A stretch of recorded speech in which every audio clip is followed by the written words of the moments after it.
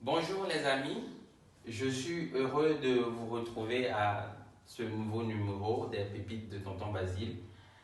Comme annoncé dans le précédent numéro, nous allons parler aujourd'hui du théorème des valeurs intermédiaires. C'est un théorème quasiment omniprésent dans les examens des terminales scientifiques. Et donc, aujourd'hui, la fonction qui fera l'objet de notre travail, c'est la fonction que nous avions étudiée la semaine dernière. Et c'est la fonction f de x égale x moins 2 plus 1 demi de ln de x. Alors, je la remets. Je mets ici résolution. Donc, f de x égale x moins 2 plus 1 demi de ln de x. Alors, nous allons répondre aujourd'hui à deux questions.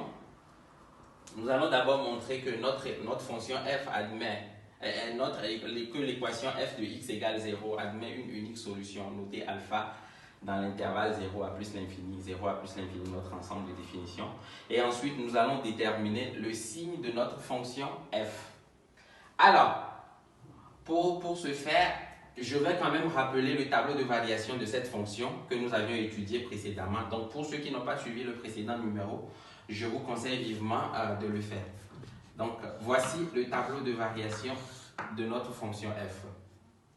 Notre fonction f était croissante sur l'intervalle 0 à plus l'infini. Donc, on l'avait notifié par une flèche ascendante. Et je mets ici f de x.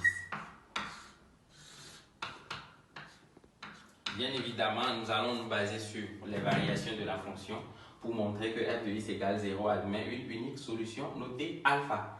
Comment ça se passe? Ceci, à chaque fois quand vous voyez ce genre de question, montrer que l'équation admet une solution notée alpha, ou bien la solution peut prendre n'importe quel nom, il faut toujours penser au théorème des valeurs intermédiaires. Le théorème des valeurs intermédiaires se fait en 3 étapes. Première étape, il faut montrer que la fonction est continue. Deuxième étape, il faut montrer que la fonction est monotone. Et dernière étape, il faut montrer que notre fonction change de signe au moment où il tend vers les valeurs supérieures. Est-ce que notre fonction f est continue? Oui, parce que dans l'étude des variations, nous avions dit que notre fonction est dérivable. Donc voici ce que je vais mettre. F est dérivable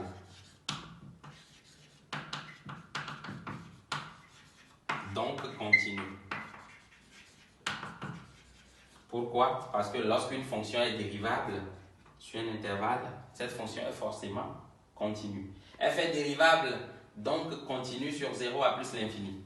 Alors, est-ce que notre fonction est monotone? Oui, qu'est-ce que j'appelle monotonie? La monotonie parle des variations de la fonction. Elle est soit croissante, soit décroissante. Notre fonction ici, vous le savez déjà, sur 0 à plus l'infini, elle est bien croissante. Donc, je le mets. F est dérivable, donc continue et croissante sur l'intervalle 0 à plus l'infini. Je prends le soin de souligner continue et croissante.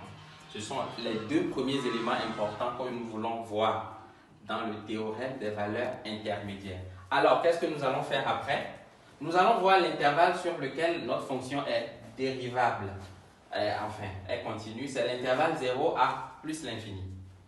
Que donnent les bornes de chacun? Que donne l'image de chacune des bornes? L'image de 0, c'est moins l'infini. Et l'image de plus l'infini, c'est plus l'infini. Nous ne pouvons pas parler de f de 0 parce que 0 n'appartient pas à notre ensemble 0 à plus l'infini. Mais au lieu de parler de f de 0, nous allons parler de limite. De plus, donc ça c'est la première étape, les deux premières étapes sont actées. De plus, limite quand x tend vers 0 de f de x est égal à moins l'infini, on l'avait déjà. Et limite quand x tend vers plus l'infini de f de x égale à plus l'infini. Donc ça veut dire que l'image de 0 c'est moins l'infini et l'image de plus l'infini c'est plus l'infini.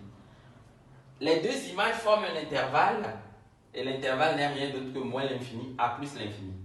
Alors, dans cet intervalle, est-ce que 0 appartient? F de x égale 0 que nous voulons avoir. Nous allons voir si ça appartient à notre intervalle. Bien évidemment, oui, 0 appartient à moins l'infini à plus l'infini. C'est ce que nous devons aussi notifier. Or, 0 appartient à moins l'infini à plus l'infini. D'où vient le moins l'infini à plus l'infini? C'est l'image de l'intervalle de base obtenu. L'intervalle de base, c'est 0 à plus l'infini. Et son image, c'est moins l'infini à plus l'infini. Donc, on montre que l'élément que nous voulons appartient à l'intervalle formé par l'image. Or, 0 appartient à moins l'infini à plus l'infini.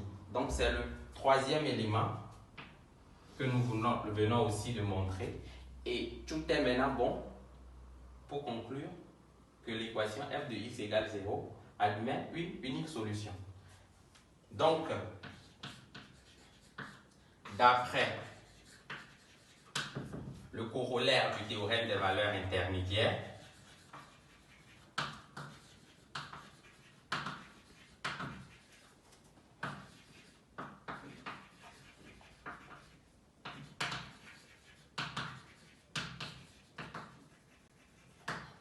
d'aucuns l'appellent TVI, donc c'est la même chose. D'après le corollaire du TVI, l'équation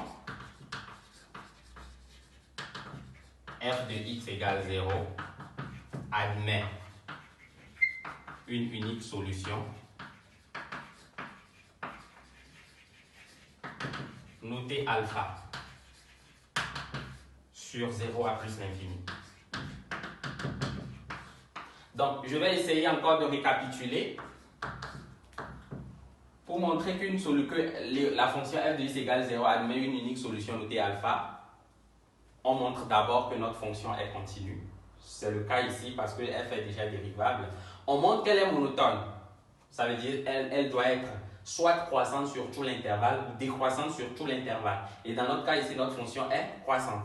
Et en dernière partie, il faut voir les images que forme l'intervalle de départ. L'image de 0, c'est moins l'infini. C'est ça que nous avons appelé la limite en 0. Et l'image de plus l'infini, c'est plus l'infini. C'est ça que nous avons appelé plus l'infini. Alors, ce que l'intervalle formé par les deux images, il faut maintenant voir si 0 appartient à cet intervalle.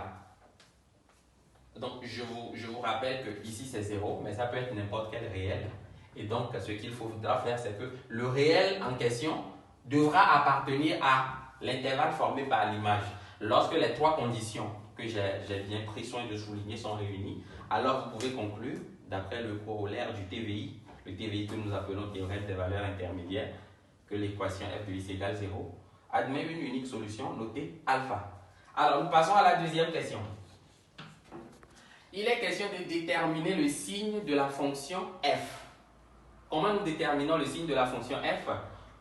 Nous remarquons que f, en fait, prend des valeurs négatives à partir de 0 et au fur et à mesure de monter, ça devient positif. Mais à quel moment ça devient positif? C'est ce que nous venons de voir. C'est au moment où x atteint la valeur alpha. Donc, au moment où x atteint la valeur alpha, notre fonction s'annule et donc prend une valeur positive. Alors, qu'est-ce que cela suppose? Ça veut dire que, en réalité, notre intervalle 0 à plus l'infini sera scindé en deux. Lorsque x quitte 0 pour arriver à alpha, la fonction est toujours négative. Et lorsque x quitte alpha pour aller à plus l'infini, notre fonction est positive. Alors, voilà ça le signe. Donc, pour x appartenant à 0 à alpha, je dirais que f de x est plus petit que 0. Et pour x appartenant à alpha à plus l'infini, f de x est plus grand que 0. C'est aussi simple que ça. Du moment où nous arrivons à trouver alpha, la recherche du signe de la fonction f n'est pas compliquée. Alors, donc nous venons de trouver le signe. Supposons maintenant que notre fonction n'était pas croissante et qu'elle était décroissante. Alors on aurait quelque chose du genre. On aurait un tableau de variation qui va ressembler à ceci. Alors, si la fonction est décroissante, on a toujours notre alpha qui s'annule sur 0. Notre alpha invisible, mais qui est là. Alors, quel serait le signe de la fonction f dans ce cas? On aura entre 0 et alpha, la fonction ne serait pas négative, mais elle serait positive d'abord, avant de devenir négative après sur alpha à plus l'infini. Pourquoi? Parce que ça décroît. Ça prend des valeurs positives avant de prendre ensuite des valeurs négatives. Mais dans notre cas précis ici, nous avons d'abord des valeurs négatives sur l'intervalle 0 à alpha. Ne l'oubliez pas, n'oubliez pas cet alpha, ça intervient dans l'étude du signe. Et après, entre alpha et plus l'infini, notre fonction est positive. Voilà, donc c'est tout ce qu'il faut savoir sur les théorèmes des valeurs intermédiaires. Et à partir de ce théorème, comment trouver le signe de la fonction. N'hésitez pas à terminer le challenge à la fin de la vidéo. Et partagez la vidéo, abonnez-vous. Et d'ici là, portez-vous bien. À très bientôt les amis.